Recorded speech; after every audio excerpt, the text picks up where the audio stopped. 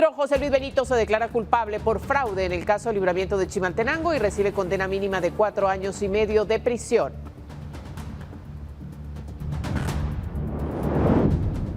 Posible corrupción en el MAGA. El caso Soluciones denuncia millonarias estafas en el fideicomiso del Fonagro. Fondos fueron desviados a cooperativa y beneficiarios fueron ignorados. Conflicto y trifulca en el Hospital Roosevelt. Médicos y sindicalistas se enfrentan a golpes en plena asamblea, mientras exigen cambios en la dirección y aumento salarial.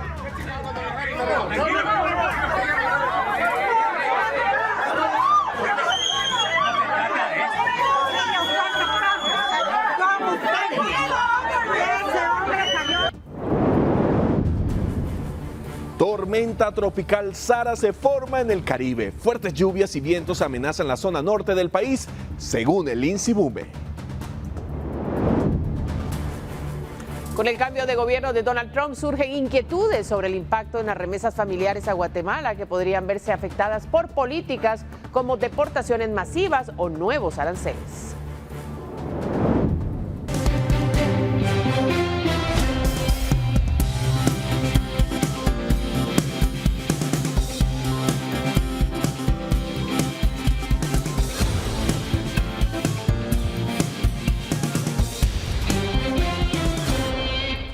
¿Cómo está? Buenas noches, gracias por estar a esta hora sintonizando con nosotros de la información en esta emisión estelar de Noticiero Guatevisión. Todo listo y preparado. Alberto, buenas noches. Buenas noches para ti, María Luisa, y para todos en casa. Llegó el momento de ponerse cómodo y estar atentos a lo que ha sido noticia en Guatemala y el mundo este día, así que comenzamos de inmediato. Así es, porque ante la falta de acuerdos entre los magistrados de la Corte Suprema de Justicia para elegir al presidente del organismo judicial, el magistrado Carlos Rodimiro Lucero Paz desistió de buscar ese cargo.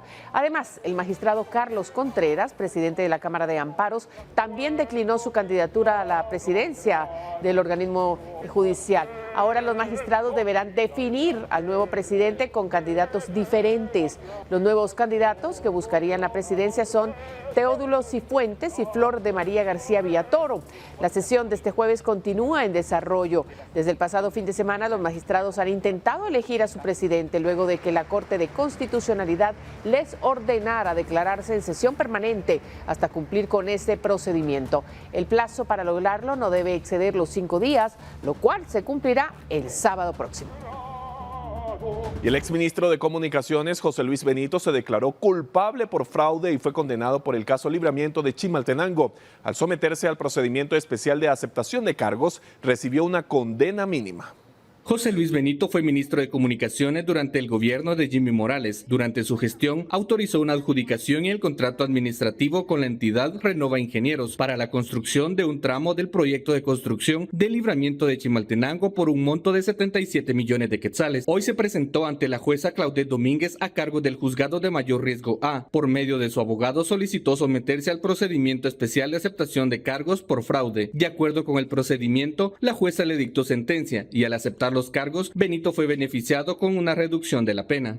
Pues esta judicatura entonces resuelve que le impone la pena entonces de 9 años de prisión con la rebaja que la misma ley establece de 4 años y 6 meses y tomando en cuenta el tiempo que usted estuvo detenido, que fueron 2 años, 5 meses y 3 días, le impongo como pena final 2 años, 27 días, conmutables a razón de 5 quetzales diarios. Tras escuchar el fallo de la jueza, el exministro se refirió a la acusación en su contra, por la cual aceptó la culpa. Declaró que aceptó los cargos por el desgaste emocional, social y económico, además de pensar en su familia. Al final de cuentas, si aceptar los cargos, primero pedir disculpas, y la intención de nosotros fue pues terminar con una obra importante para el país y según como se dijo en el desarrollo de la audiencia, se inobservó.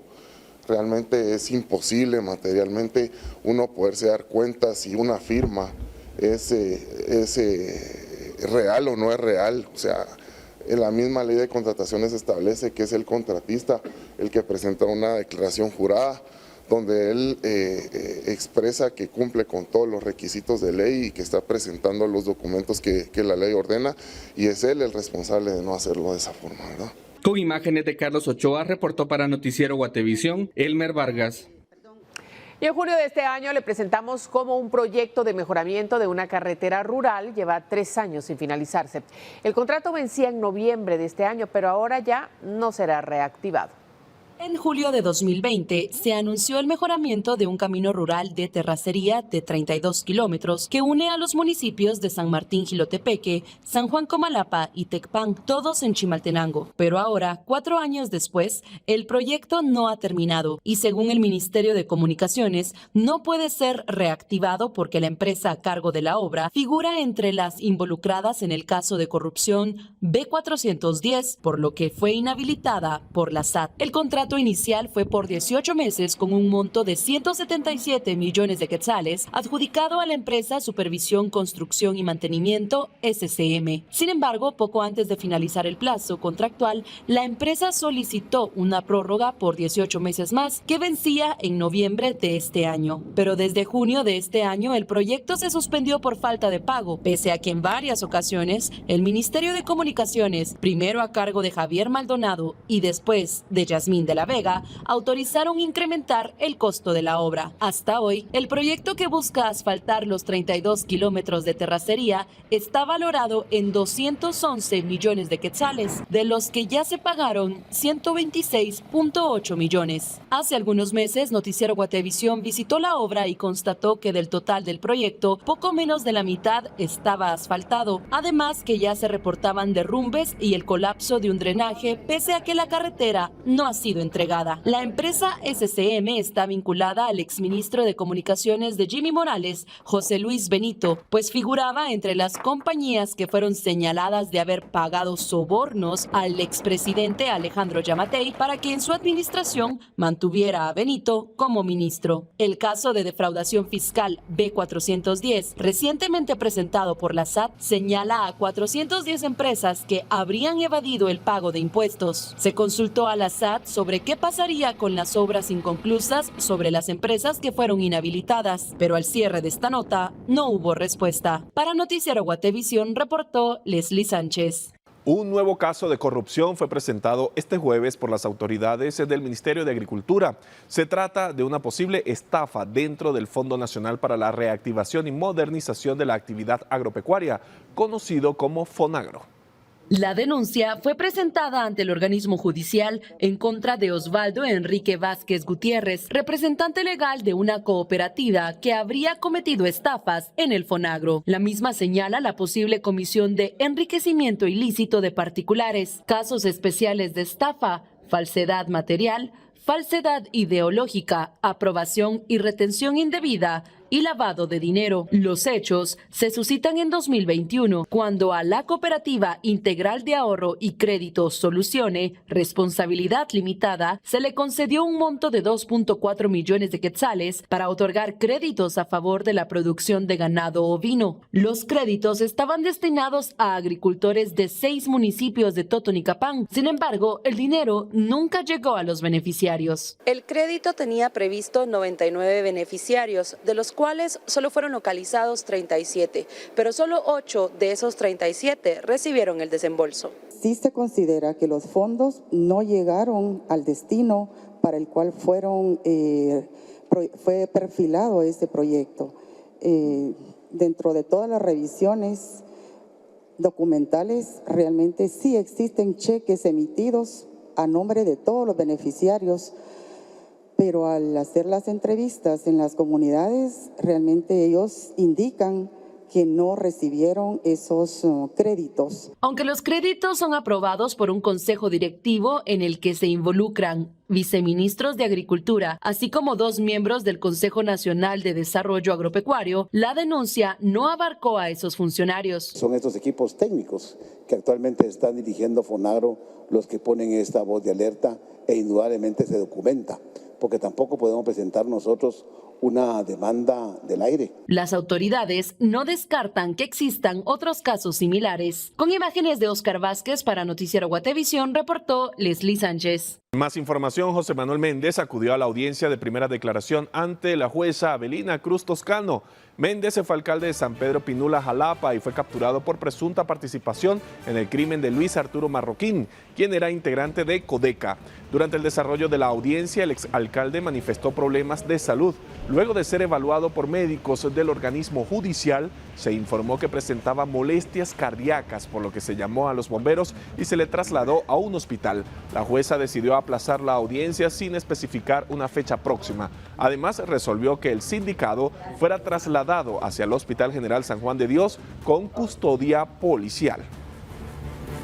El Ministerio Público recaba evidencias en la oficina del concejal que fue asesinado como parte de las investigaciones para dar con los presuntos responsables.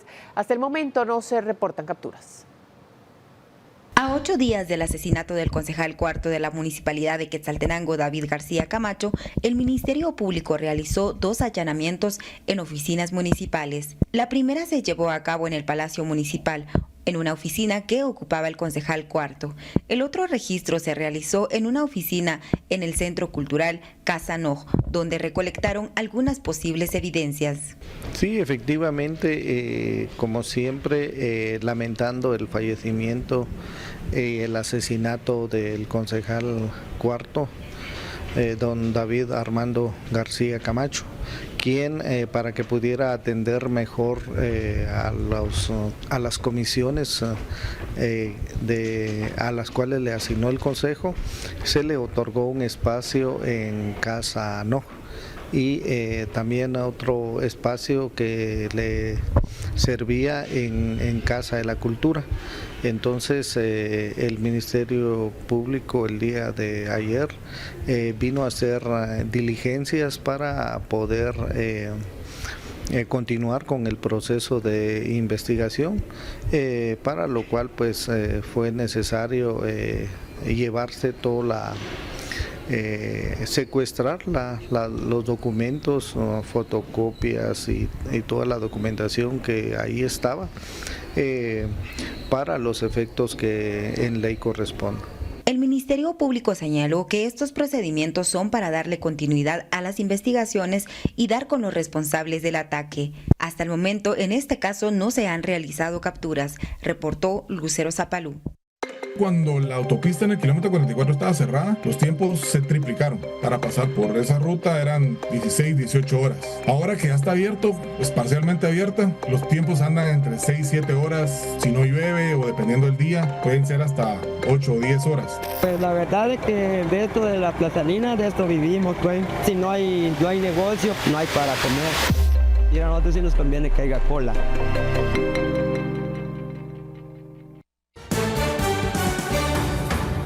Continuamos con más. Este jueves, en varias pasarelas de la ciudad aparecieron colgadas una serie de mantas con señalamientos en contra del diputado oficialista David Illescas. En los materiales donde se colocó su foto, se le señala de un supuesto abuso sexual en el 2022. En respuesta, el parlamentario publicó un comunicado donde niega las acusaciones y asegura que se trata de una campaña negra en su contra. Según el parlamentario, ya presentó la denuncia en el Ministerio Público por los señalamientos hechos. Sin embargo, según el MP, hasta la fecha no existe ninguna denuncia en contra de él. No le pareció, no le gustó y le molestó bastante a Miguelito y a Mazariegos que le expusiera el mecanismo con el cual lavan dinero y pues ese es el resultado. ¿Va a poner alguna denuncia usted? Por supuesto. Sí, por supuesto. Yo ya puse la denuncia hoy temprano contra los responsables y pues será responsabilidad del ente no investigador del MP actuar. ¿No tenía usted ningún inconveniente relacionado a este tema en 2022 por el cual se le podría estar señalando? Ni en 2022 ni en ningún año. Es una acusación completamente falsa. Y en medio de abucheos y alegatos, en el Congreso dio inicio la interpelación al canciller Carlos Martínez, derivado del voto en favor de Palestina ante la ONU en mayo pasado. La crónica de lo ocurrido en la siguiente nota. Escenas como estas marcaron el inicio de la primera de 3 interpelaciones al ministro de Relaciones Exteriores, Carlos Martínez, contra quien se solicitó el juicio político derivado del voto de Guatemala en favor de Palestina ante la ONU en mayo pasado, donde se establece que sí cumple con los requisitos para ser reconocido como Estado de pleno derecho ante las Naciones Unidas. Sin embargo, los abucheos por el tipo de preguntas y hasta algunas bromas marcaron la jornada, como el altercado entre el interpelante Elmer Palencia y el diputado oficialista David Illescas. Cruzamos un par de palabras por ahí, me hicieron un chiste que a mí no me pareció gracioso y pues yo le pedí que mejor me respetara, pero como les digo, lo que pasa adentro se queda. En cuanto a los temas de la interpelación, la discusión se centró en el voto de Guatemala, pero también en otro tipo de preguntas hechas por uno de los 5 interpelantes que quedaron, ya que 4 más que estaban en lista desistieron a última hora. ¿Considera usted que el grupo Hamas es una organización terrorista o pacífica? Sin embargo, las respuestas del canciller generaron alegatos. Esta no es una pregunta que se relacione con el objeto de la interpelación. Sin embargo, se considera a Hamas como un grupo terrorista y así lo hemos indicado en las intervenciones que Guatemala ha dado en distintos foros multilaterales. Estoy conforme con la respuesta. El señor ministro tiene que responder la pregunta que le realicé. No puede decir de que no es parte porque está claramente dentro del cuestionario. Así que le pido al señor ministro que responda. Esto llevó a que la junta directiva también tomara un papel protagónico en la sesión. Usted tiene el derecho a formular la pregunta. El ministro tiene la obligación de responder a la pregunta. Si satisface o no la respuesta, es otro tema en cuestión en las siguientes repreguntas. Luego de que finalicen las 3 interpelaciones en contra del canciller Carlos Ramiro Martínez, 4 ministros más esperan en fila para poder enfrentar juicios políticos acá en el Congreso. Luego de 22 de las 35 preguntas básicas se rompió el quórum y se levantó la sesión, por lo que el siguiente jueves se retomará la interpelación. Con imágenes de Emilio Chang para Noticiero Guatevisión, Henry Montenegro. Y desde que el Ministerio Público presentó el caso Corrupción Semilla en una conferencia de prensa en diciembre del 2023, un total de 9 funcionarios han enfrentado a la justicia por su vinculación con este caso. El viernes 8 de diciembre de 2023, en conferencia de prensa, el Ministerio Público presentó el caso Corrupción Semilla debido a supuestas irregularidades. La investigación habría iniciado en junio de 2022 por una denuncia recibida de una persona que indicó haber sido adherida ilegalmente al partido Movimiento Semilla. El caso de la carpeta judicial contra el partido, ahora suspendido, que llevó a la presidencia a Bernardo Arévalo, se desarrolla en el Juzgado Séptimo Penal con el juez Freddy Orellana. El primero en aceptar cargos y ser condenado fue José Alejandro Rueda Lone, quien era empleado del Departamento de Organizaciones Políticas del Registro de Ciudadanos del TSE. Fue sentenciado por incumplimiento de deberes y tráfico de influencias. Esto ocurrió el 6 de diciembre de 2023. El 14 de febrero de este año, Catherine Johanna Quesada Villatoro y Jennifer Mireya Estrada también aceptaron cargos, señaladas de incumplimiento de deberes. Ambas eran trabajadoras del Tribunal Supremo Electoral en el área administrativa. En esa misma fecha, Luz Helena de León Carreto y Alma Beatriz Posadas fueron ligadas a proceso penal por incumplimiento de deberes en grado de complicidad. Sin embargo, meses después, el juez Freddy Orellana otorgó la suspensión condicional de la persecución penal en su contra. El 15 de febrero, Alejandra Chiroy fue detenida. Ella fungía como responsable del Departamento de Inscripciones de Ciudadanos y Elaboración de Padrones del TSE hasta noviembre de 2023. Ella fue señalada de incumplimiento de deberes. El 27 de agosto, el Ministerio Público solicitó al juez Freddy Orellana cerrar provisionalmente el caso a favor de la exdirectora de Padrones. Según la Fiscalía, hace falta un documento que servirá para obtener datos concretos en la investigación en su contra, por lo que solicitó al juez un plazo adicional de 3 meses para continuar con las pesquisas. El 30 de agosto, William Oswaldo Capriel, quien fungía como subsecretario administrativo de la Secretaría Privada de la Presidencia, fue ligado a proceso penal por financiamiento electoral no registrado y fiscalización de fondos durante la campaña electoral de 2019. La audiencia de etapa intermedia se programó para el próximo 11 de marzo de 2025. El 11 de noviembre, la exdiputada Ligia Hernández aceptó cargos por fiscalización electoral de fondos y financiamiento electoral no registrado. Ella fue capturada el 13 de agosto cuando fungía como directora del Instituto de la Víctima. Hernández indicó que habría aceptado los hechos por temas de salud. El último implicado en el caso por el momento es Jorge Santos, quien este 13 de noviembre fue ligado a proceso penal por 3 delitos. Santos era exdirector de informática del TSE, quien se encontraba prófugo desde hace casi un año. El juez Freddy Orellana le otorgó arresto domiciliar con supervisión policial. En total son 9 personas indicadas dentro del caso Corrupción Semilla, quienes han enfrentado su situación legal ante el juez Freddy Orellana. Con imágenes de Carlos Ochoa, reportó para Noticiero Guatevisión, Elmer Vargas. Y mucha atención porque la depresión tropical 19 se fortaleció y ahora es la tormenta tropical Sara. El INSIBUME informó sobre su ubicación y los efectos que podría tener en el país. Por su parte, la CONRED se declaró en alerta anaranjada institucional. El potencial ciclónico tropical número 19 se fortaleció durante las últimas horas y se convirtió en la tormenta tropical Sara mientras continúa su movimiento hacia el oeste. Según el INSIBUME, el sistema se ubica aproximadamente a 450 kilómetros del departamento de Izabal. Sin embargo, sus bandas nubosas más externas promoverán nublados con lloviznas o lluvias intermitentes sobre la zona norte del país. Durante el día de hoy ya hemos tenido el ingreso de algunas bandas nubosas asociadas a este sistema.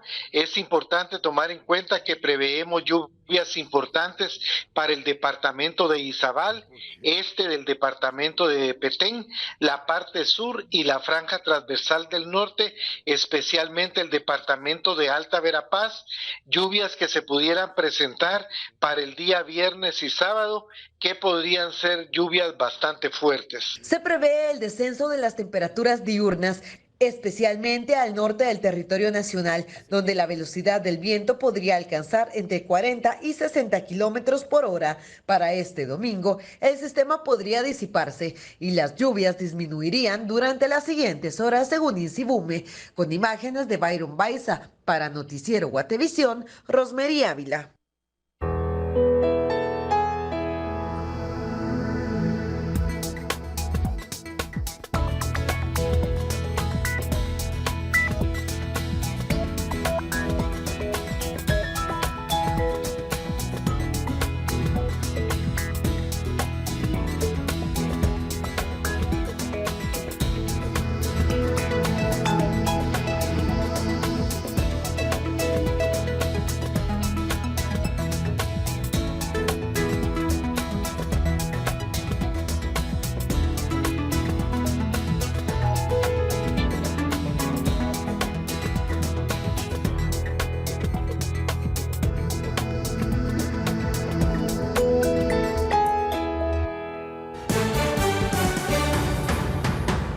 Tensión y violencia en el Hospital Roosevelt. Médicos y sindicalistas se enfrentan a golpes en asamblea por destitución del director y promesas salariales incumplidas.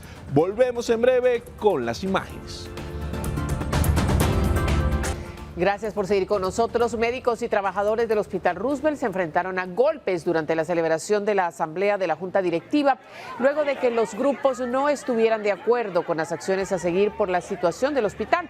La trifulca se desató cuando los sindicalistas del Roosevelt buscaron ingresar a la fuerza a la sala donde los médicos armaban una petición para que el Ministerio de Salud destituya a Luis Chávez, director de la institución. Los sindicalistas señalaban que esto afectaría la elevación del salario al personal prometido por Chávez y exigían que los médicos discutieran esa posibilidad. Ante la negativa de la Junta por incorporarlos, se inició una discusión en la que hubo golpes, gritos y amenazas entre el personal. El Ministerio de Salud rechazó el uso de la violencia e indicó que se tomarían acciones pertinentes con los involucrados.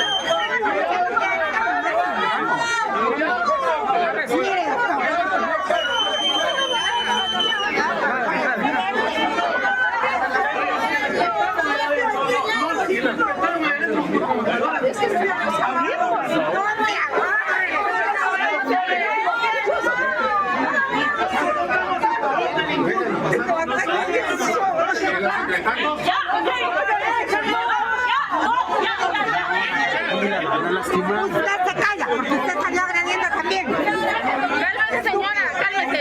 Ya están las caras en los videos, no te da pena.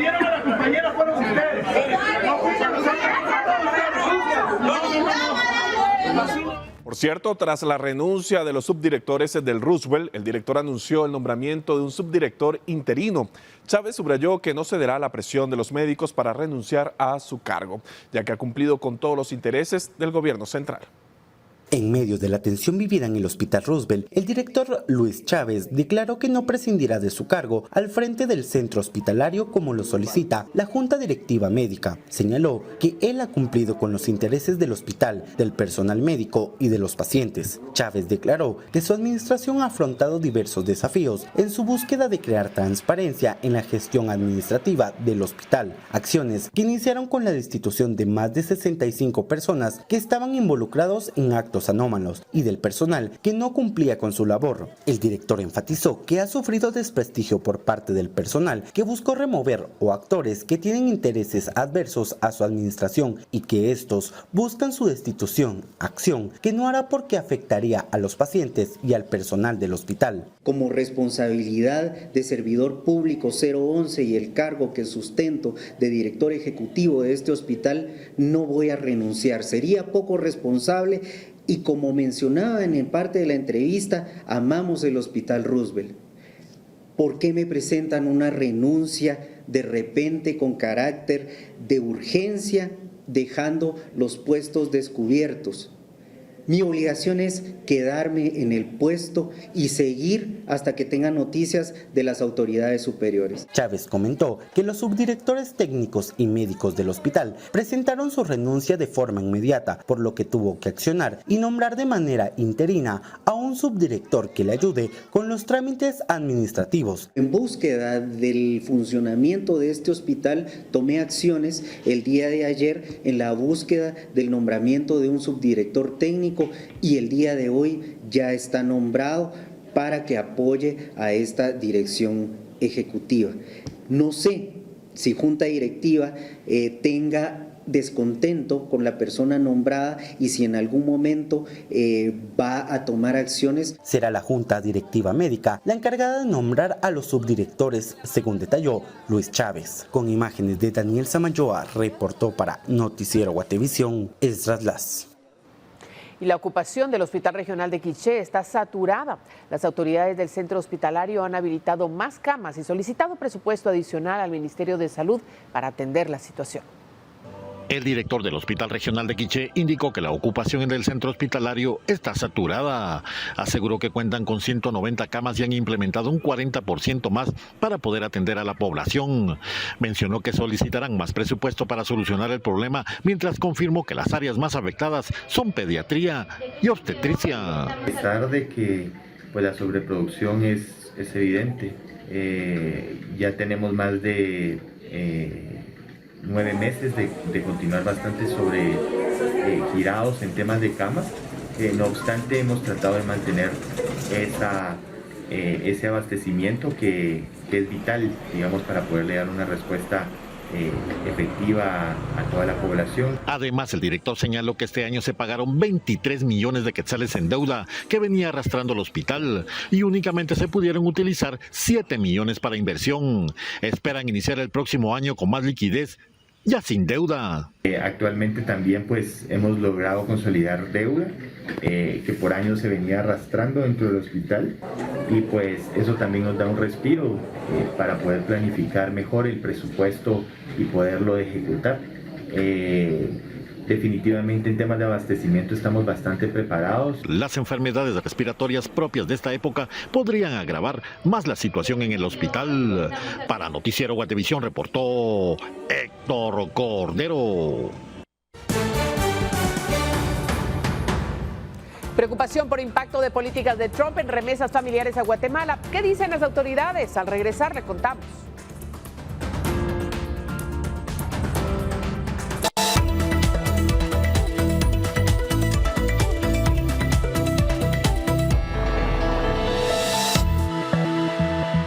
Miren, temas económicos, la llegada de Trump a la presidencia de los Estados Unidos ha generado preguntas alrededor de sus promesas de campaña y el impacto que tendrían en las remesas familiares que recibe el país.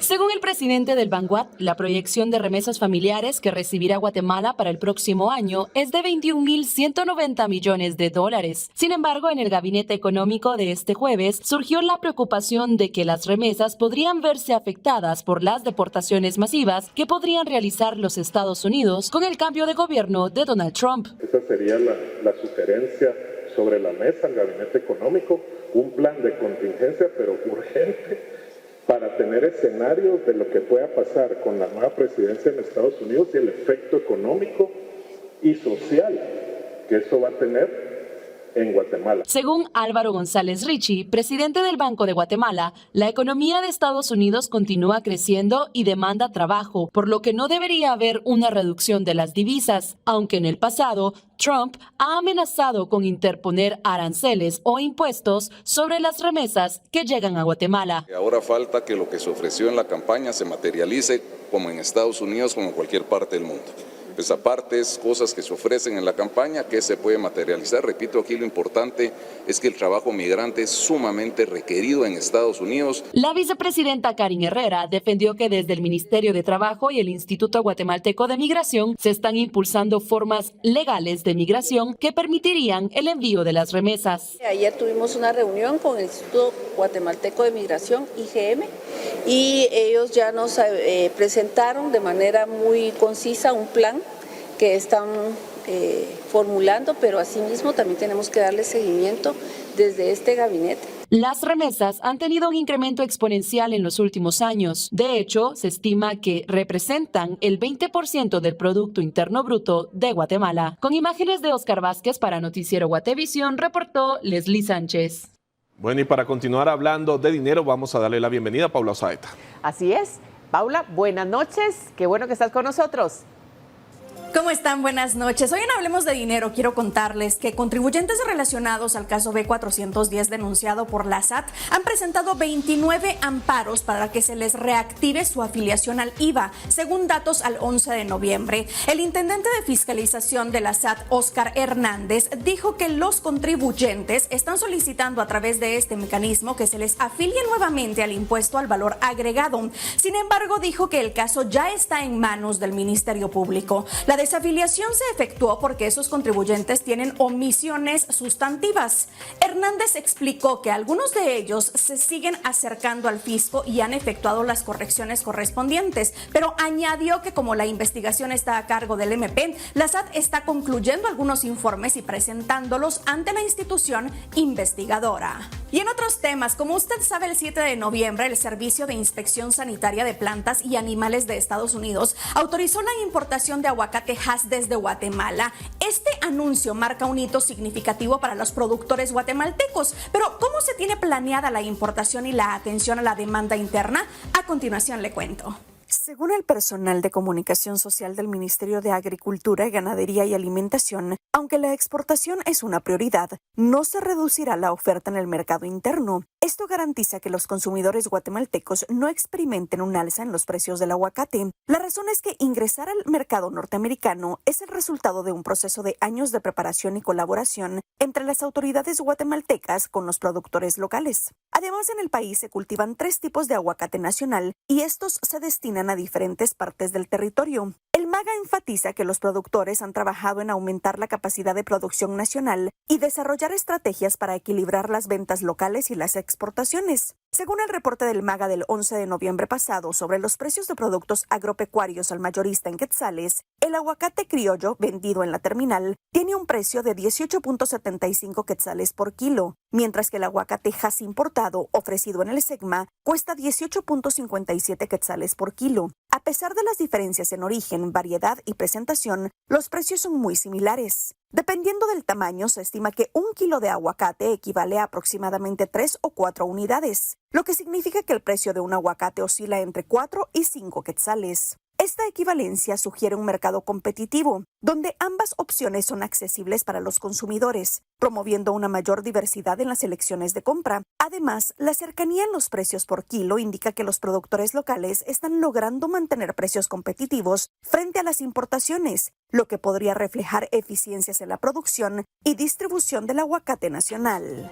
El liderazgo es fundamental en todos los ámbitos. Es por eso que hoy le diré cómo convertirse en un líder empresarial mentalmente más resiliente y tenaz. Sea ambicioso más allá de sus sueños más salvajes. Soñar en grande no es solo un acto de ilusión, sino una estrategia de crecimiento. Adopte una positividad inquebrantable. Una mentalidad optimista está clínicamente relacionada con una mejor salud física, menor ansiedad, mayor productividad y mayor perseverancia. Comprométase con la autodisciplina. Para muchos esto es todo un reto. Comience con algo pequeño y alcanzable y luego amplíe el alcance. Y algo importante, dése tiempo para usted mismo. Incluso el atleta más tenaz entiende la importancia del descanso y el autocuidado. Lo mismo ocurre con los emprendedores. Coma bien, duerma lo suficiente y manténgase activo para apoyar la claridad y el enfoque que necesita para seguir adelante. Nos vemos mañana con más consejos. En el interior del país, la infraestructura de Escuintla ha crecido de manera desordenada, por lo que se impulsa el plan de ordenamiento territorial, que se espera sea aprobado por el Consejo Local el próximo año. El municipio de Escuintla cuenta con más de 150 comunidades. El crecimiento de la población y de la industria ha aumentado cada año y, a decir de líderes comunitarios, no se ha dado de forma ordenada. Este es un proyecto muy importante para nosotros como escuintlecos, porque como su nombre dice, es un plan de ordenamiento territorial, ¿verdad? Nos va a dar ahí sí que las herramientas para poder separar áreas industriales como zonas residenciales o zonas mixtas, ¿verdad? Que lamentablemente pues el crecimiento que se le había dado a Escuintla pues estaba desordenado, y este plan lo que quiere es prácticamente, como su nombre dice, ordenar todo lo productivo en Escuintla. Como municipio ha crecido exageradamente. Nosotros en el Comude hemos establecido que tenemos aproximadamente 154 colonias, sin contar las aldeas y los caseríos que están ahí sí que en la periferia de la cabecera municipal.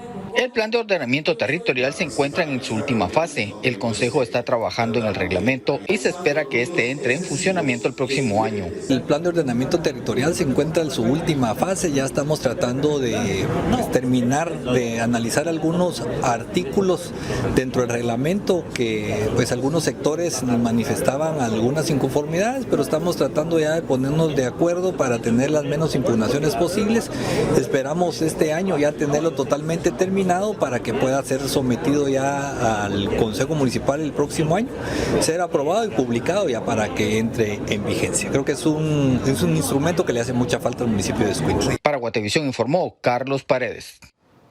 Integrantes de la Comisión Intersectorial de VIH de Huehuetenango aseguran que hacerse la prueba puede hacer la diferencia entre tener una mejor calidad de vida. Ante el aumento de casos positivos diagnosticados en los diferentes servicios, urgen acciones preventivas. De acuerdo con la organización TU y la población LGBTIQ+, hay un acumulado de 95.566 pruebas realizadas para detectar el VIH.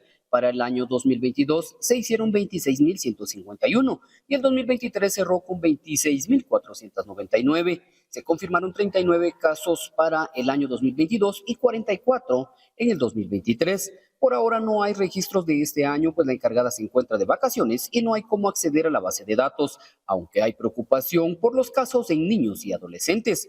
Los integrantes de la comisión planifican diversas actividades de apoyo a portadores del virus y detección de nuevos casos. De la comisión pues es unificar esfuerzos para fortalecer la